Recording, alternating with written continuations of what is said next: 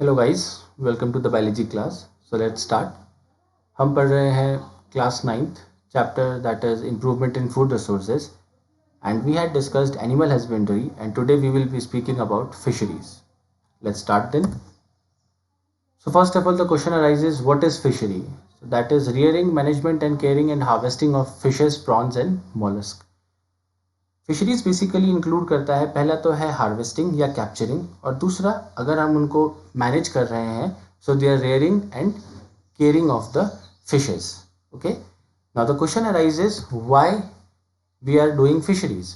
The logic is we get egg, we get pearls, we get fish, and you should know that egg and fish are the source of food. They are good source of meat also, protein, and apart from that pearl is a good source of economic sustenance. Pearls expensive होते हैं, as an ornaments sell होते हैं, तो इससे अपनी financial condition को भी improve किया जा सकता है.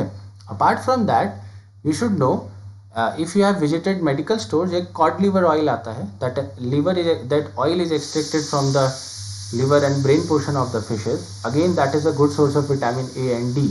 तो हमें फिशेज से ऐसे प्रोडक्ट भी मिलते हैं जो हमारे लिए विटामिन का सोर्स होते हैं. That is the reason why we are interested in fisheries. Now basically there are two ways of obtaining fishes. First is capture fisheries and the second is culture fisheries. जैसा कि यहाँ पे नाम suggest करता है, capture का मतलब होता है आप किसी एक्वेटिक वाटर बॉडीज से, like river, like oceans, brackish water, lagoons, इन सब से अगर आप फिशरीज को कैप्चर कर रहे हैं, पकड़ रहे हैं using net, that is called as capture fisheries. Culture fisheries का मतलब है स्पेसिफिकली आप फिश को कल्चर कर रहे हैं and then you are harvesting it, that is called as culture fisheries. Now basically there are three kind of fisheries, like marine water fisheries, fresh water और brackish water. So let's discuss first marine water fisheries. तो as it suggests, marine fishes, समुद्र में जो मछलियाँ पाई जाती हैं उनकी culturing करना या फिर उनकी कैप्चरिंग करना, that is called as marine fishes. अब जो इसमें मोस्टली स्पीसीज हैं, आप देख सकते हैं यहाँ पे बहुत सारे स्पीसीज के डायग्राम रिप्रेजेंटेड हैं. भेटकी, पर्ल स्पॉट्स, पॉम्फ्रेट, ट्यूना एक बहुत कॉमन फिश है. तो ऑब्वियसली ये वो फिशेज हैं जो हमें मराइन वाटर से मिलती हैं. That's why we are culturing them. Okay, apart from that जैसे पॉम्फ्रेट हो गया, मैक्रेल हो गया, सर्डाइंस हो गया, ये एक्सपेंसिव होते हैं, तो ये बहुत अच्छा सोर्स है इकोनॉमिक सस्टेनेंस का भी. अब दूसरा आता है इनलैंड फिशरीज. तो अब जो रिवर वाटर है, लेक वाटर है, इसमें अगर आप कल्चरिंग या फिर कैप्चरिंग करते हैं फिशेस की, तो that is called as inland fisheries. अब एक बात ऑब्वियस है कि मराइन फिशरीज में स्कोप ज़्यादा है as compare to inland fisheries, क्योंकि इनलैंड फिशरीज में लिमिटेड नंबर ऑफ फिशेज ही आपको मिलेंगी कंपैरिजन में. ओके, अब हम क्या करते हैं इसमें, तो एक बहुत अच्छा मेथड है अगर हम पॉन्ड्स में फिश को कल्चर करते हैं. इससे पहले कि मैं ये पढ़ाऊँ, इसके आगे का एक टॉपिक पढ़ते हैं. अब जो कल्चरिंग है दो प्रकार से की जाती है, aqua culture and other is spicy culture. You can understand with the help of this diagram. Here if you are seeing that specifically only fishes has been grown or aquatic organisms has been grown in the ponds or tanks. Tanks में आपने fishes को grow कर रखा है और आप उनको rear कर रहे हैं, culture कर रहे हैं, okay, and manage कर रहे हैं. But when you are culturing aquatic fishes as well as aquatic plants also, तो जब आप fishes के साथ साथ पूरा एक ecosystem ही develop कर रहे हैं, then that is called as pisciculture. Okay, see here. Okay, sorry, I have told this wrong. Let's repeat that again. Aquaculture is basically, this represents the aquaculture. तो aquaculture क्या है, आप फिशेस के साथ साथ एक्वेटिक प्लांट्स को भी grow कर रहे हैं, फ्लोरा को भी डेवलप कर रहे हैं. ओके, फ्लोरा फौना दोनों डेवलप कर रहे हैं आप फिशेस के साथ साथ, दैट इज कॉल्ड एज आपका aquaculture. Pisciculture is the specifically culturing of the fishes. आप पाइसी कल्चर में सिर्फ और सिर्फ किसको कल्चर कर रहे हैं, फिश को कल्चर कर रहे हैं. ओके, यहाँ पे commercially viable flora and fauna दोनों डेवलप करेंगे एक्वाकल्चर में. पाइसी कल्चर में सिर्फ फिश और उससे रिलेटेड प्रोडक्ट्स ग्रो करेंगे. जैसे प्रोडक्ट देख लीजिए, fish, crustacean, mollusc, aquatic plants. Aquaculture में आपको ये सब मिल रहा है, बट यहाँ पे आपको सिर्फ और सिर्फ फिश की स्पीसीज ही मिलेंगी.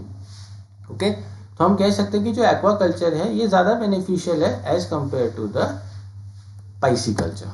ओके, नाउ जो इनलैंड फिशरीज के लिए, खासकर जो फ्रेश वाटर या ब्रैकिश वाटर की जो फिशेस होती हैं, उनके लिए जो सबसे कॉमन ट्रेंड है या सबसे पॉपुलर ट्रेंड है, हम कहेंगे that is composite fish culture.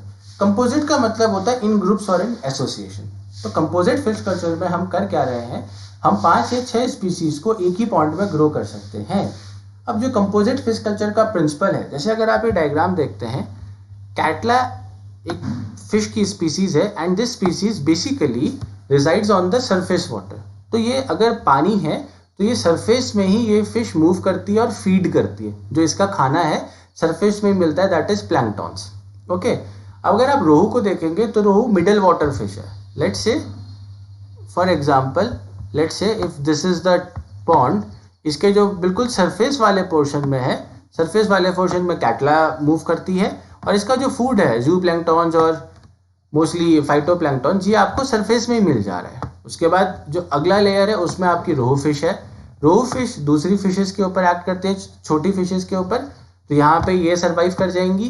जो कॉमन कार्प्स और मृगाल हैं, ये वीड्स के ऊपर या एक्वेटिक प्लांट्स को फीड करते हैं। तो actually there has been no competition in the feeding habit.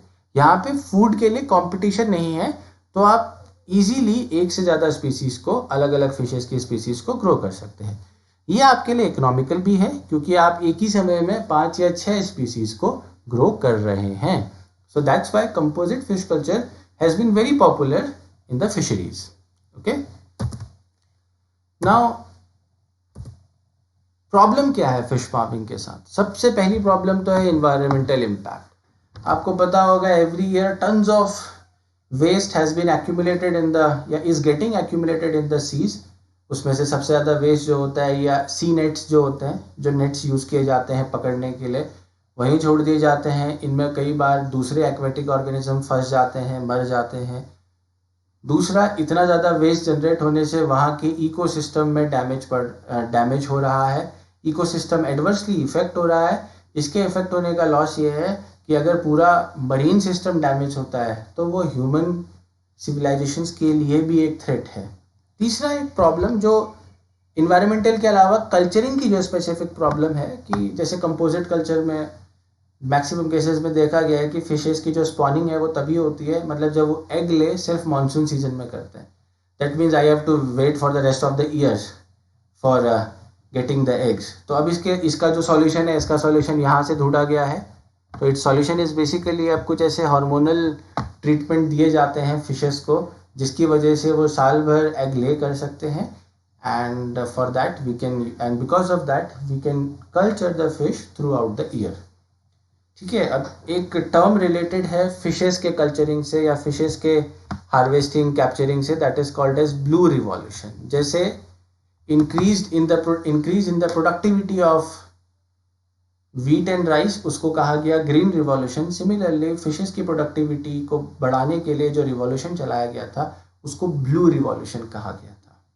Okay, so that is all for today. दूसरा एक और प्रॉब्लम है, आपको टेम्परेचर मेंटेन करना पड़ता है फिशेस के लिए, क्योंकि ये कोल्ड ब्लडेड हैं, ये अपने बहुत ज़्यादा टेम्परेचर को अडेप्ट नहीं कर सकते, चेंज नहीं कर सकते। तो इनकी कल्चरिंग करते समय एक ध्यान हमें इनके वाटर के टेम्परेचर का भी देना पड़ता है। Okay, so that is all for today. Thank you.